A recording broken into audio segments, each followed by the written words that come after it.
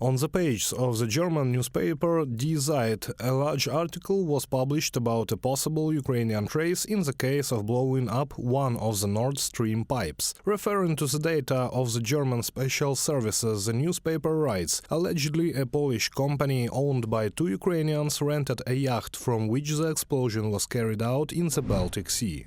According to the investigation, on September 6th, the bombers rented a yacht in Rostock. The passports they showed were allegedly fake. In Rostock, the ship was apparently loaded with explosives. The criminals brought the equipment in a cargo van. Later, when they returned to the yacht, investigators found tiny remains of explosives on a table in the cabin. Obviously, the bombers were in a hurry. They did not have enough time to cover all traces. From an article of Die Zeit.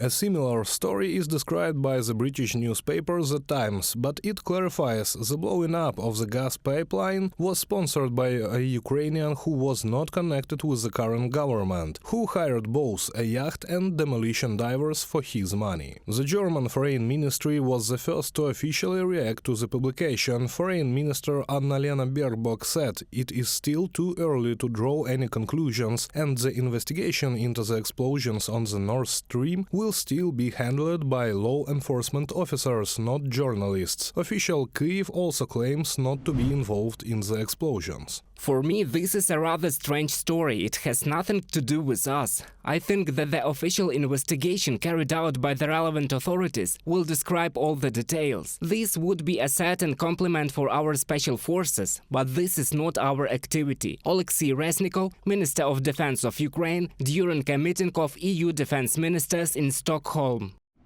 Moscow rushed to accuse Ukraine of international terrorism. However, no one expected a different tactic of behavior. For example, an ally of the Kremlin, Alexander Lukashenko, also found a Ukrainian trace in the incident at the Machulischy airport, when an A-50 aircraft was blown up. Earlier, this aircraft was used to adjust missile attacks on Ukraine.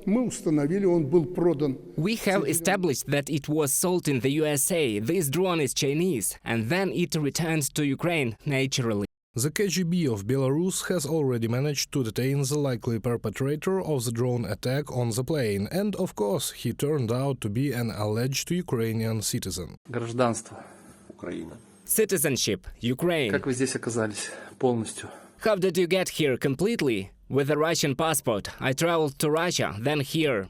The Security Service of Ukraine has quite different information. According to the institution, the raid on the spy plane was organized by Belarusian partisans. Then they managed to escape to a third country and took with them flash drives with video evidence of the sabotage. We should clarify definitions. A terrorist attack is when rockets are fired at Ukrainian cities from the territory of Belarus. Sabotage is when subversive groups enter from the Belarusian border. The attack on the A-50 is an anti-terrorist act carried out, by the way, by local partisans. Mikhailo Podolak, advisor to the head of the Office of the President of Ukraine, on Twitter.